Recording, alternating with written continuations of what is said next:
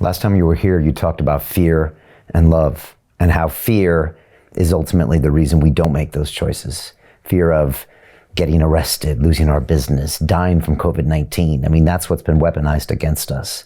How can people confront their own fears? Because that's what's stopping people a lot of times from saying no to this sometimes ridiculous things that have been almost exposed in the last few months.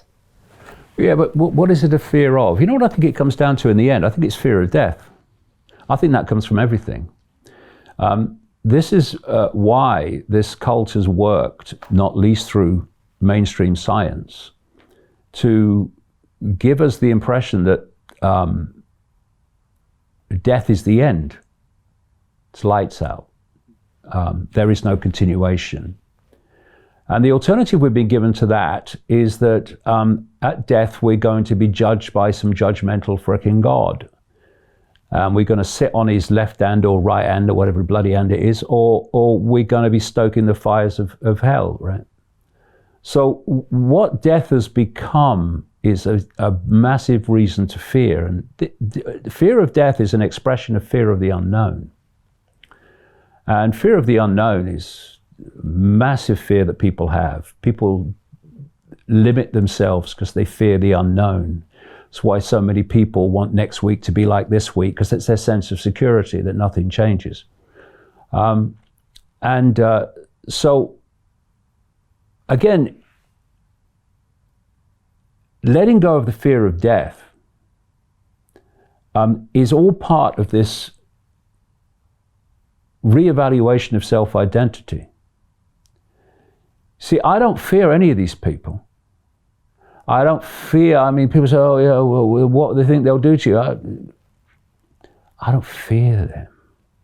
I don't fear them. I don't fear the consequences of challenging them. Why? Because I self-identify as being an expression of infinite awareness, an eternal, indestructible, unique expression of infinite awareness. And at some point, I'm going to leave this body and I'm going to explore forever, as I have done since in all my eternity, like everyone else. So there's no consequence relating to death that will limit me in what I do. And I can tell you from a personal point of view, that's an extraordinary freedom. Because from that, everything else comes. I'm an infinite expression of consciousness, having an endless, eternal series of experiences. So whatever experience I'm having now, someone ridiculing me or someone doing whatever, someone banning me from Facebook, ooh, in the great eternity of things, I don't think that's very important, do you? No. There'll be another experience along in a minute. It's just a experience I'm having in the moment. There'll be another one coming. And so you don't become enslaved by fear of consequences, because a consequence is just another experience, which will lead to another one and another one and another one. And because I self-identify with being consciousness and not the human experience I'm having, which is just the human experience, consequences just are not the same as if when you are identifying totally with the body and your human self, if you like, with all its sense of limitation and fears and what have you. You basically step back from it. And so what you do is you do what you believe to be right. And you don't well, if I do what I believe to be right, what's the consequences? That doesn't add to the equation. And what's been my experience, that if you stop fearing the consequences and just do what you believe to be right, the consequences you fear don't happen, right? They don't happen. It's this, a whole foundation of it is fear of death, which comes from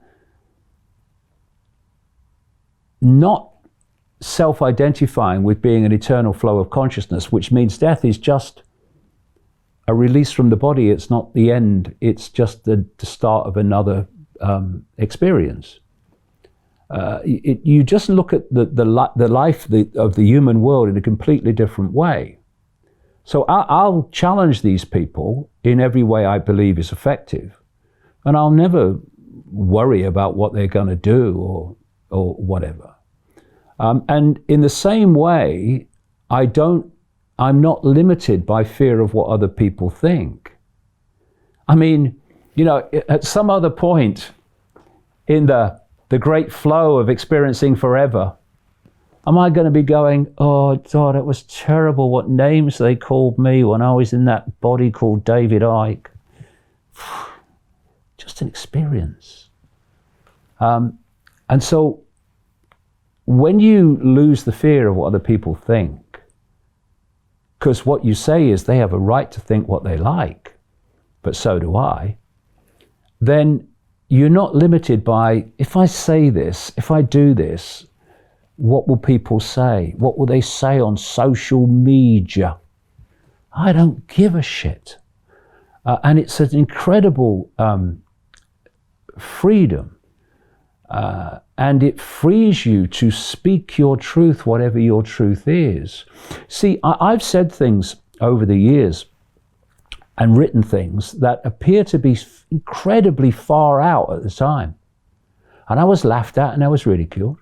All right, write something else now. And now, so many of them are turning out to be actually,